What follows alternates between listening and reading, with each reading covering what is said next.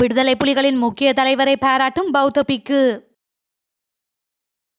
மட்டக்களப்பில் முன்னாள் விடுதலை புலிகளின் முக்கியஸ்தர் கைது.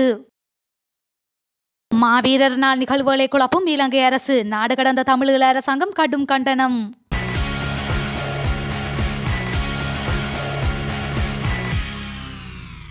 தமிழீழ விடுதலை புலிகளின் காவல்துறை பொறுப்பாளர் நடேசனை முன்னாள் இராணுவ சிப்பாயும் தற்போதைய பௌத்த பிக்குவுமான எகிரியே சுமனதேரர் புகழ்ந்து பாராட்டியுள்ளார். கடந்த சில நாட்களுக்கு முன்னர் தென்னிலங்கை ஊடகம் ஒன்றுக்கு வழங்கிய நேர்காணலிலேயே அவர் தனது அனுபவங்களை பகிர்ந்துள்ளார். காவல்துறை பொறுப்பாளர் நடேசன் பற்றியவர் தெரிவித்ததாவது: மிக இளவயதில் இராணுவத்தில் இணைந்து கொண்ட இவர்தான் கடமையாற்றிய காலத்தில் தமிழீழ விடுதலை புலிகள் தம்மை கைது செய்து காவல்துறை பிரிவில் தடுத்து வைத்திருந்தனர். புலிகளின் காவல்துறை பொறுப்பாளர் நடேசன் தன்னை மிகவும் அன்புடன் பார்த்து கொண்டார் என்று அவர் கூறியுள்ளார். மட்டக்களப்பில் முன்னாள் விடுதலை புலிகளின் முக்கியஸ்தரும் ஜனநாயக போராளிகள் கட்சியின் உபதலைவருமான சங்கரப்பிள்ளை நகுலேஷ் கைது செய்யப்பட்டு 14 நாட்கள் விளக்கமறியலில் வைக்குமாறு களுவாஞ்சிக்குடி சுற்றுலா நீதிமன்ற நீதவான் நேற்று உத்தரவிட்டிருந்தார். வெள்ளாவளியில் அமைந்துள்ள ஜனநாயக போராளிகள் கட்சி மட்டக்களப்பு அம்பாறை தலைமை காரியாலயத்தில் மாவீரர்களின் பெற்றோரை கௌரவிக்கும் நிகழ்வு ஏற்பாடு செய்யப்பட்டு அங்கு மாவீரர்களின் பெற்றோர் ஒன்று கூடினர். இந்த நிலையில் வெள்ளாவளி போலீசார் குறித்த காரியாலயத்திற்கு சென்று மாவீரர்களை கௌரவிக்கும் நிகழ்வு சட்டவிரோதமானது. நிகழ்வை நிறுத்துமாறு தெரிவித்து நீதிமன்ற தடை உத்தரவை மீறி சட்டவிரோத ஒன்று கூடல் செயற்பாட்டில் ஈடுபட்டுள்ளதாக குற்றச்சாட்டின் கீழ் கட்சியின் உபதலைவர் ச நகுலேஷை கைது செய்தனர். இதில் கைது செய்யப்பட்ட அவரை களுவாஞ்சிக்குடி சுற்றுலா நீதிமன்ற நீதவான் முன்னிலையில் முன்னிலைப்படுத்திய போது அவரை எதிர்வரும் 8ஆம் திகதி வரை 14 நாட்கள் விளக்கமறியல் வைக்குமாறு உத்தரவிட்டுள்ளனர். முல்லைத்தீவு கடற்கரை பகுதியில் அமைக்கப்பட்ட மாவீரர் நாள் எழுச்சி இடத்தில் போலீசார் மற்றும் பொதுமக்களுக்கிடையில் அமைதியின்மை ஏற்பட்டுள்ளது.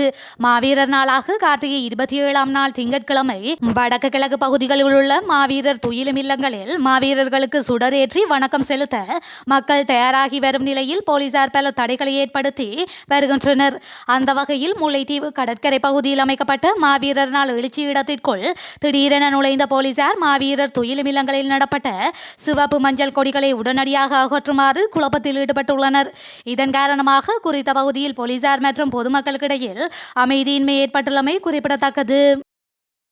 தமிழர் தாயகத்தில் மாவீரர் நாள் நிகழ்வுகளை இலங்கை அரசு குழப்புவதற்கு நாடு கடந்த தமிழீழ அரசாங்கம் கடும் கண்டனத்தை தெரிவித்துள்ளது.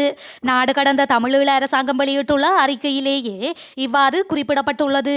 அறிக்கையில் குறிப்பிடப்பட்டுள்ளதாவது: மாவீரர் நாளை முன்னிட்டு மாவீரர் நாளை நினைவு கூறுவதற்கான ஆயத்த பணிகளை செய்த தமது பிள்ளைகளை இழந்த உறவுகளையும் பொதுமக்களையும் மற்றும் முன்னாள் போராளிகளையும் கைது செய்தமை மற்றும் மாவீரர் துயிலும் இல்லங்களை தகர்த்து அளித்தமையை நாடு கடந்த தமிழீழ அரசாங்கம் வன்மையாக கண்டிக்கின்றது. சர்வதேச நியதிப்படி இறந்தவர்களை நினைவு கூற அனைவருக்கும் உரிமை உண்டு.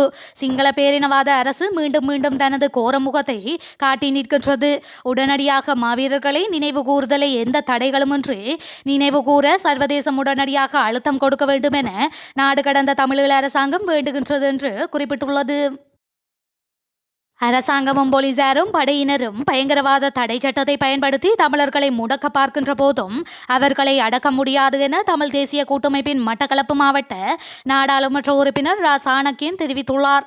நாடாளுமன்றத்தில் வைத்து நேற்றைய தினம் உரையாற்றும் போதே அவர் இந்த விடயத்தை குறிப்பிட்டுள்ளார். அவர் மேலும் தெரிவிக்கையில், போரில் உயிரிழந்தவர்களின் குடும்ப உறுப்பினர்களுக்கு மதிய உணவு வழங்கியதற்காக ஜனநாயக போராளிகளின் கட்சியின் உபதலைவர் பயங்கரவாத தடை சட்டத்தின் கீழ் கைது செய்யப்பட்டார்.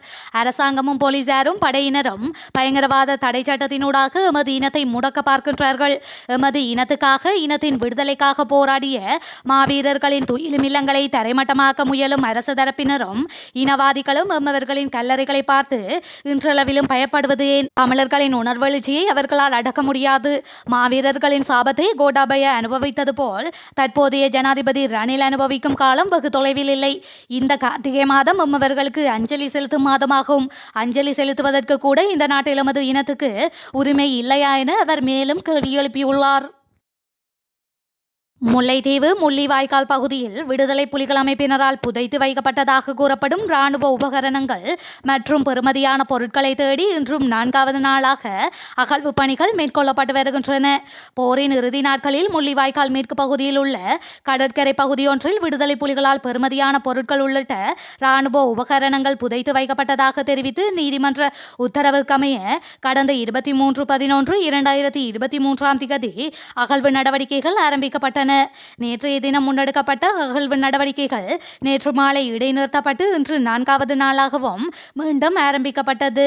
முல்லைத்தீவு நீதவான் நீதிமன்ற நீதிபதி தர்மலிங்கம் பிரதீபன் முன்னிலையில் போலீசார், விசேட அதிரடிப்படையினர், இராணுவத்தினர், கிராம சேவையாளர், தொல்லியல் திணைக்களத்தினர், சுகாதார பிரிவினர், தடயவியல் போலீசார் பிரசன்னத்துடன் குறித்த அகழ்வு பணி ஆரம்பிக்கப்பட்டிருந்தமை குறிப்பிடத்தக்கது. அடுத்த மாதம் இடம்பெறவுள்ள கட்சியின் தேசிய மாநாட்டில் அரசியல் ரீதியில் முக்கிய தீர்மானங்களை அறிவிப்போம். ஜனாதிபதி ரணில் விக்ரமசிங்கவுக்கு ஆதரவு வழங்குவது தொடர்பில் கொள்கை ரீதியில் எவ்வித தீர்மானங்களும் எடுக்கப்படவில்லை. ஜனாதிபதி தேர்தலுக்கான அறிவிப்பு வெளியானதும் எமது வேட்பாளரை நாங்கள் அறிவிப்போம் என நாடாளுமன்ற உறுப்பினர் நாமல் ராஜபக்ஷ தெரிவித்துள்ளார். நிகழ்வொன்றின் பின்னர் ஊடகங்களுக்கு கருத்து வெளியிடும் போதே அவர் மேற்கண்டவாறு குறிப்பிட்டார். தொடர்ந்தும் தெரிவிக்கையில், கட்சி என்ற ரீதியில் பலமாக செயற்படுகின்றோம். அடுத்த மாதம் இடம்பெறவுள்ள கட்சியின் தேசிய மாநாட்டில் அரசியல் ரீதியில் முக்கிய தீர்மானங்களை அறிவிப்போம். ஜனாதிபதி ரணில் விக்ரமசிங்கவுக்கு ஆதரவு வழங்குவது தொடர்பில் கொள்கை ரீதியில் எவ்வித தீர்மானங்களும் எடுக்கப்படவில்லை. ஜனாதிபதி தேர்தலுக்கான அறிவிப்பு வெளியானதும் எமது வேட்பாளரை நாங்கள் அறிவிப்போம். ஜனாதிபதியின் தீர்மானங்கள் 100% சிறந்தது என்று குறிப்பிட முடியாது. நாட்டில் மீண்டும் அரசியல் நெருக்கடி தோற்றம் பெறக்கூடாது என்பதற்காக ஒன்றிணைந்து செயற்படுகின்றோம். தேர்தல் அறிவிக்கப்பட்டவுடன் நாட்டு மக்கள் அரசியல் ரீதியில் தீர்மானம் எடுக்கலாம். எதிர்க்கட்சி தலைவர் சஜித் பிரேமதாசவின் நாடாளுமன்ற உரை தொடர்பில் கடும் விமர்சனங்கள் காணப்படுகின்றன. சபைக்கு பொருந்தாது வெறுக்கத்தக்க சொற்களை பயன்படுத்தி ஆளும் தரப்பின் உறுப்பினர்களை சாடுகின்றார். ஆத்திரமூட்டும் வகையில் கருத்துக்களை குறிப்பிடுகின்றார். கடந்த செவ்வாய்க்கிழமை நாடாளுமன்றத்தில் இடம்பெற்ற சம்பவத்துக்கு எதிர்க்கட்சி தலைவரே பொறுப்பு கூற வேண்டும். எதிர்க்கட்சி தலைவரின் கருத்துக்கள் தொடர்பில் உரிய நடவடிக்கை எடுங்கள், அல்லது எதிர்க்கட்சி தலைவரின் நாடாளுமன்ற உரையை நேரலையாக ஒளிபரப்புவதை தாமதப்படுத்துமாறு சபாநாயகரிடமும் சபை முதல்வரிடமும் வலியுறுத்தியுள்ளோம் என்றும் அவர் குறிப்பிட்டார். இலங்கை கிரிக்கெட் மீதான குற்றச்சாட்டுகள் மற்றும் தடை குறித்து ஜனாதிபதி ரணில் விக்ரமசிங்கவுடன் கலந்துரையாடி விசாரணைகள் நடத்துவதற்கு சர்வதேச கிரிக்கெட் பேரவையின் தலைவர் கிரெக் பார்க்லே உடனடியாக இலங்கை வர காத்திருப்பதாக ஜனாதிபதிக்கு அறிவித்துள்ளதாக உயர்மட்ட வட்டாரத்தில் இருந்து தகவல் வெளியாகியுள்ளது. கிரிக்கெட் மீதான தடையை நீக்குமாறு சர்வதேச கிரிக்கெட் பேரவையின் தலைவருக்கு அனுப்பிய மின்னஞ்சல் செய்திக்கு பதிலளிக்கும் போது இந்த அறிவித்தல் கிடைக்கப்பெற்றுள்ளதாக தெரிவிக்கப்படுகின்றது. சர்வதேச கிரிக்கெட் பேரவையின் செயற்குழுவின் 2 அதிகாரிகளின் கடும் எதிர்ப்பின் காரணமாக இலங்கை கிரிக்கெட் தடை நீடிக்கப்பட்டுள்ளதாகவும் ஏனைய அதிகாரிகள் சற்று நிவாரணம் வழங்க விருப்பம் தெரிவித்திருந்த போதிலும் 2 அதிகாரிகளும் 2 காரணங்களை முன்வைத்து அதனை எதிர்த்துள்ளதாக தெரிவிக்கப்படுகின்றது.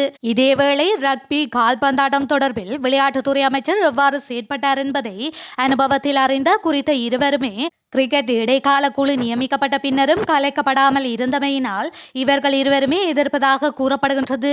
இதன் காரணமாக இலங்கை கிரிக்கெட் சபைக்கு மேற்கொள்ளப்படும் அரசியல் தலையீடுகள் குறித்து மேலும் ஆய்வு செய்ய சர்வதேச கிரிக்கெட் பேரவை தீர்மானித்துள்ளதாக தெரிவிக்கப்படுகின்றது.